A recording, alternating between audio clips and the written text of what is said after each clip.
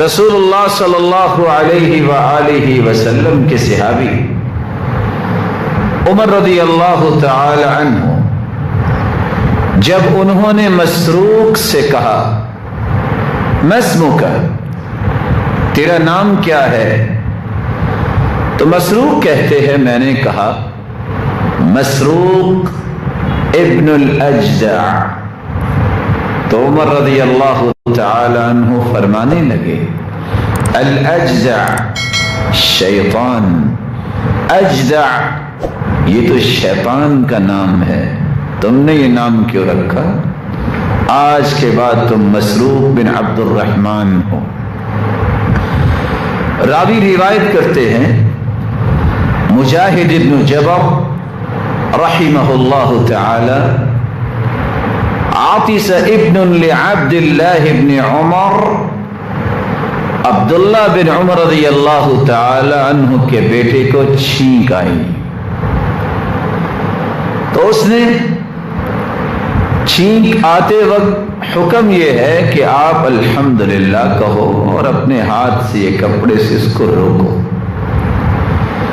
تو الحمدللہ نہ کہا یہ چھوٹا بچہ، اور کہنے لگا آب، جیسے انسان کے تصورات میں تو نہیں ہوتا کہ چھینک آئے گی، لیکن جب آئے تو اس کو سمجھ نہیں آتی کہ اب کیا کرنا ہے۔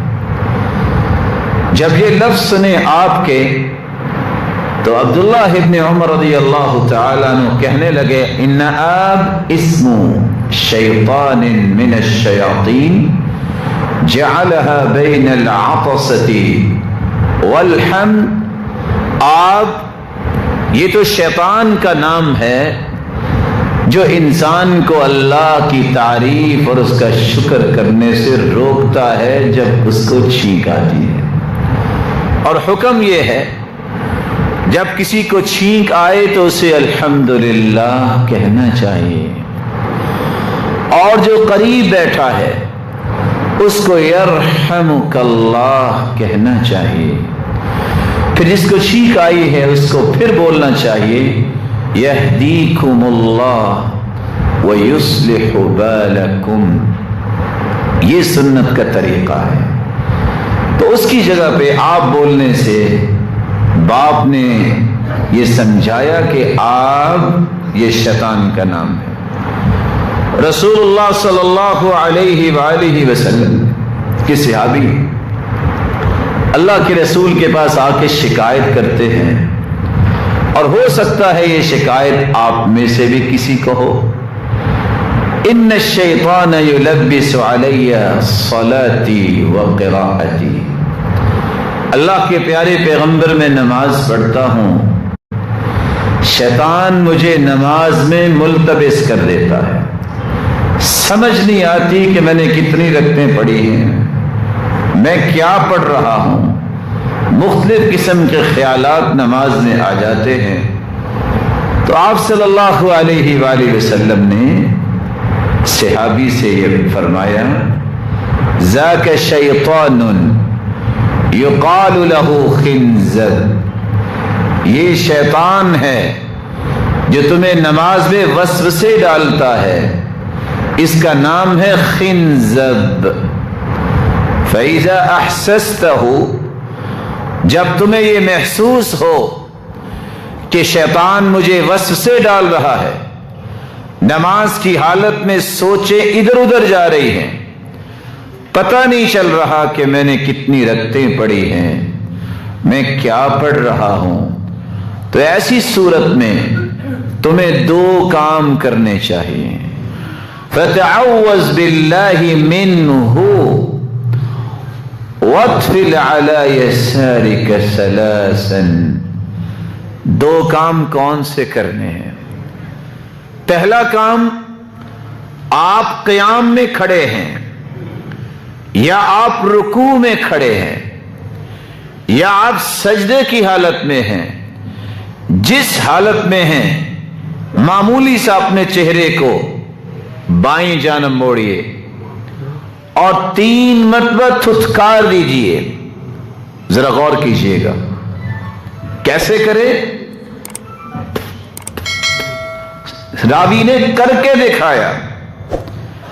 تھتکاریے اور ساتھ یہ لفظ پڑھیے اعوذ باللہ من خنزب. اعوذ باللہ من خنزب. صحابی کہتے ہیں ففعلت ذلك حتى اذهبه الله عني. میں نے ایسا ہی کیا، دوبارہ پھر زندگی میں نماز میں مجھے خیالات نہیں آئے. رب تعالی نے خنزب شیطان سے محفوظ فرما دیا. عزازیل اور عزازیل شیطان کا یہ نام بھی لوگ بیان کرتے ہیں. مجاہد اور طاؤس کہتے ہیں کہ لوگ ایک ایسے جن کو کہتے تھے عزازیل جو زمین میں رہتا تھا. اور ابن ابی حاتم نے تو نقل کیا ہے کہ بعض لوگوں کا یہ خیال ہے کہ وہ فرشتے جن کے چار پر ہیں، 2 نہیں، ان میں سے ایک یہ جن تھا جس کو عزازیل کہا جاتا ہے. لیکن چونکہ اس کے بارے میں اللہ کے رسول نے ہمیں رہنمائی نہیں دی، اس لیے اس کو تسلیم نہیں کیا جائے گا. رسول اللہ صلی اللہ علیہ وسلم نے فرمایا ان للوضوء شیطانا یقال له ولہان فاتقوا وسواس الماء. ایک شیطان ایسا ہے جس کا نام ولہان ہے، وضو میں وسع ڈالتا ہے. کیسے وسع ڈالتا ہے؟ وضو کرنے کے لیے آپ پانی استعمال کرتے ہیں، وہ کہتا ابھی نہیں دھلا، 1 مرتبہ 2 مرتبہ 3 مرتبہ سنت ہے. آپ 1 مرتبہ بھی اعضاء کو دھو سکتے ہیں، 2 مرتبہ بھی دھو سکتے ہیں، 3 مرتبہ بھی دھو سکتے ہیں، اور روایات ساری کی ساری موجود ہیں.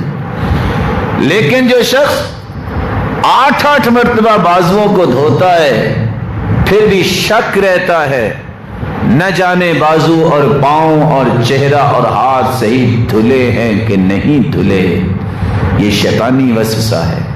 بلکہ حدیث تو یہ کہتی ہے فقد اعتدى وظلم.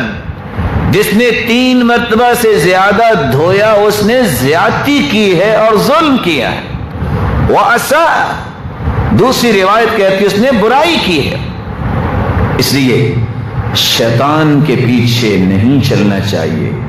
سنت کے مطابق اعضاء کو دھوئیے اور وضو مکمل کیجیے.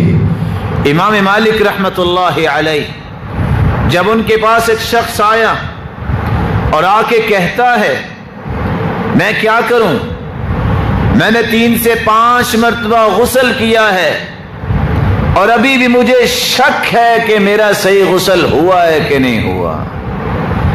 امام مالک کہتے ہیں تجھ پر تو غسل واجب ہی نہیں. کہا وہ کیوں؟ مجھ پہ غسل واجب کیوں نہیں؟ کہا مجنون جو دیوانے لوگ ہوتے ہیں اس پہ شریعت نے غسل واجب نہیں کیا. 5 مشکیزیں تم نے اپنے اوپر بہائے اور ابھی کہہ رہے ہو کہ میرا غسل ہوا ہے کہ نہیں ہوا. دیوانوں اور مجنون لوگوں پہ شریعت اس طرح کی پابندیاں عائد نہیں کرتی. اور حکم یہ ہے رفع القلم عن 3، 3 لوگ مرفوع القلم ہوتے ہیں. عن المجنون حتى يفيق، دیوانہ پن جنون جس کو ہو جائے جب تک اس کی صحت ٹھیک نہیں ہو جاتی شریعت کی کوئی پابندی اس پہ نہیں ہے. اس لیے تجھ پہ تو غسل واجب نہیں ہے. اگرچہ اس روایت کو علماء نے کلام کی ہے اور ضعیف بھی کہا ہے. دوسرا نقطہ جو سمجھنے والا ہے یہ شیطان ہے کیا. کچھ لوگ کہتے ہیں یہ فرشتہ ہے، کچھ لوگ کہتے ہیں یہ جن ہے. صحیح بات یہ ہے جو قرآن نے بیان کی ہے. اللہ ذوالجلال فرماتے ہیں وَإِذْ قُلْنَا لِلْمَلَائِكَةِ اسجدوا لآدم فسجدوا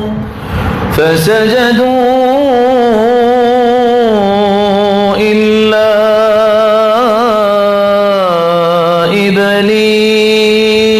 إبليس كان من الجن ففسق عن أمر ربه أفتتخذونه وذريته أولياء من دوني وهم لكم عدو بئس للظالمين بدلا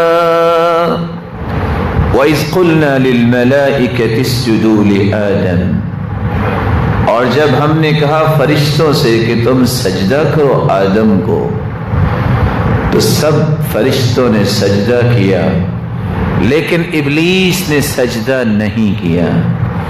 کان من الجن، یہ جنوں میں سے تھا، ففسق عن امر ربی، اس نے رب تعالی کے حکم کی نافرمانی کی۔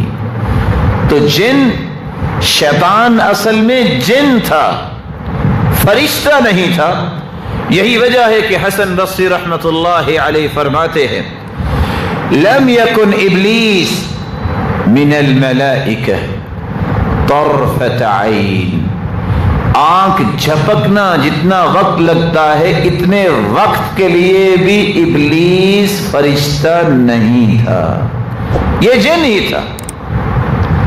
بلکہ ابن تیمیہ رحمۃ اللہ علیہ فرمایا کرتے تھے کہ اللہ ذوالجلال نے اس شیطان کو مسلمانوں کے لیے آزمائش بنایا ہے، لیکن باعتبار اصلی ہی ولا باعتبار امثالی ہی، اصل کے اعتبار سے اور اپنی مثال کے اعتبار سے فرشتہ نہیں ایسا ہو سکتا کہ رب تعالیٰ کی نافرمانی ہو اور رب تعالیٰ کی نافرمانی کرے۔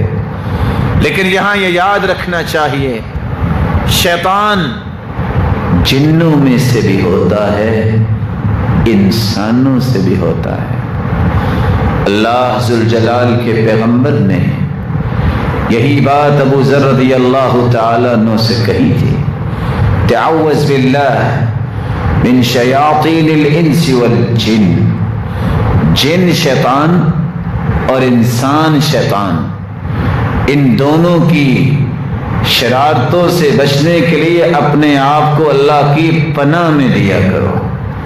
تو صحابی پوچھتے ہیں اول الجن اول الانس شیاطین، اللہ کے پیغمبر انسان بھی شیطان ہوتے ہیں؟ کہا جی ہاں، انسان بھی شیطان ہوتے ہیں۔ پھر آپ صلی اللہ علیہ وآلہ وسلم نے یہ آیت پڑھ کے سنائی،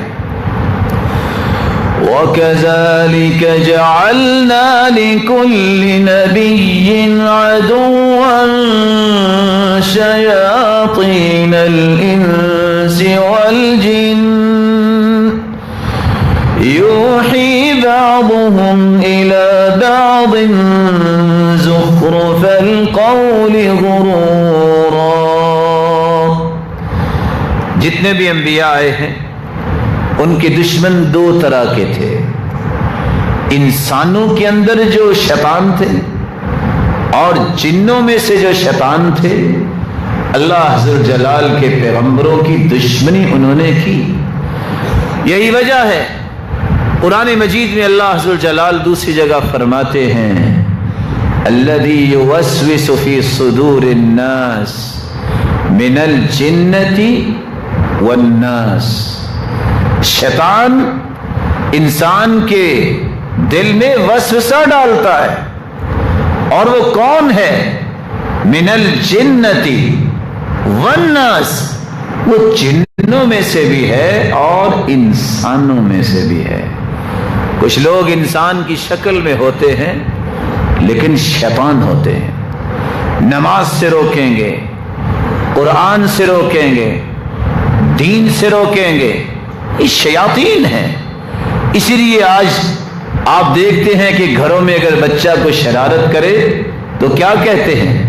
اوے تم شیطان نہ بنو، کہتے ہیں لوگ یہ تم کیا شیطانیاں کر رہے ہو. یہ عرف عام میں بھی شیطان کے لفظ سے پکارا جاتا ہے جو کسی بھی شرارت اور نافرمانی کو پسند کرتا ہے. رب تعالی نے انسانوں کی آزمائش کے لیے یہ فیصلہ کیا. اللہ ذو الجلال نے سب سے پہلے آدم علیہ السلام کو پیدا کیا، اور اللہ ذو الجلال نے جب آدم علیہ السلام کو بنایا 3 قسم کی مٹیوں سے بنایا.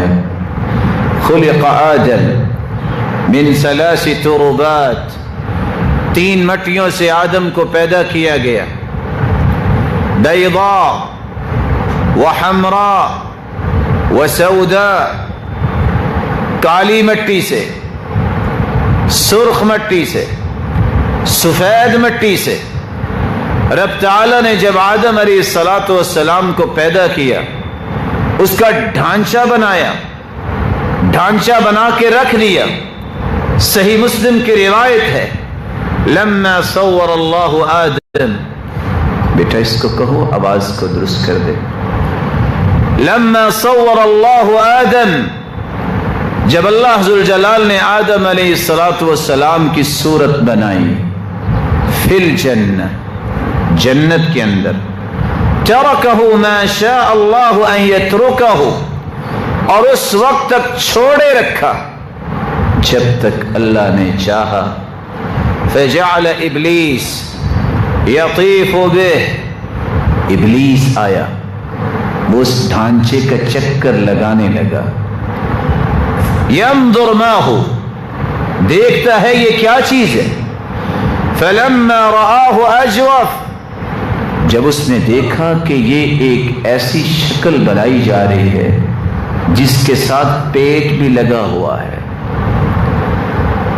جب اس نے دیکھا تو کہنے لگا انہ خلق خلقا لا یتمالک، یہ چیز جو بنائی جا رہی ہے اللہ ذو الجلال بنا رہے ہیں، جب تک یہ پیٹ کا خیال کرے گا یہ اپنے آپ پہ کنٹرول نہیں کر سکے گا.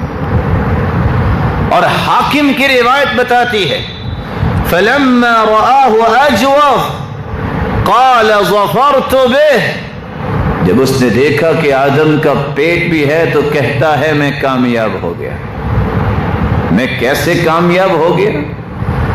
پیٹ کے معاملے میں ہر شخص کمزور ہوگا، اس لیے یہی وہ راستہ ہے جس سے میں اس کو ورغلانے کے لیے کامیابی حاصل کر سکوں گا.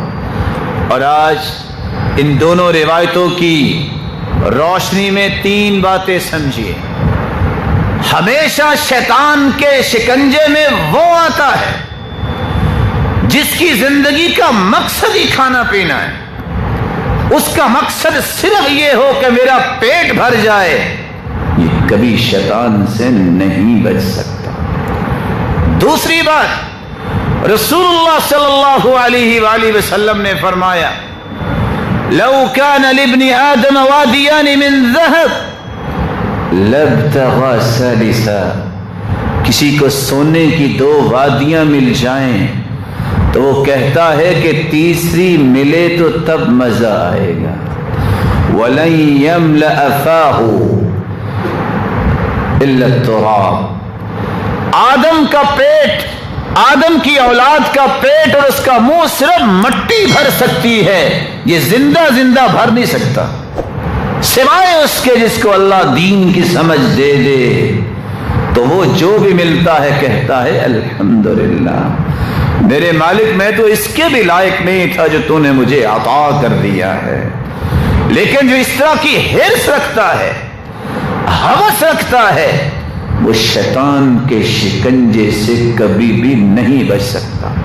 اور تیسری بات بھی یاد رکھیے گا، جو شخص رسول اللہ صلی اللہ علیہ وسلم کی سنت کے مطابق اپنے راز پھاش کرتا ہے، بیوی کے پاس گیا پھر لوگوں کو آ کے بتاتا ہے اس نے اپنے اس پیٹ کو ننگا کیا ہے، اور وہ شخص جس کے پیٹ میں کوئی راز رہتا نہیں ہے جس کی عادت غلیظہ یہ ہے کہ ہر بات لوگوں کو بتاتا ہے، زندگی میں شیطان کے شکنجے سے یہ محفوظ نہیں ہو سکتا۔